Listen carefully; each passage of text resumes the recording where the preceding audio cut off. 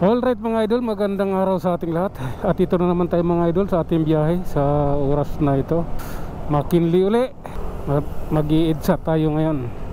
Titingnan natin kung ilang minuto natin tatakbuhin ngayon sa ganitong araw. Kasi pag ibang araw kasi napakahirap ang oras sa EDSA. Kaya ito muna tayo ha. Okay, kintiit.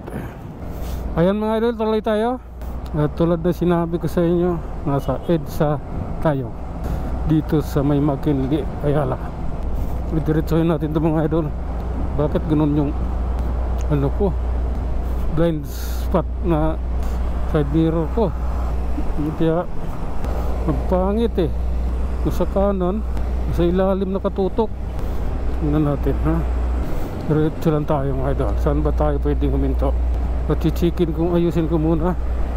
Dahil ano, di ko kita yung likod. Ang purpose kasi yung blind spot yung idol, yung bilog na ano, salamin is para yan sa makikita mo yung buong likod ng likod mo. At makikita mo rin kung mayroong sisingit sa'yo.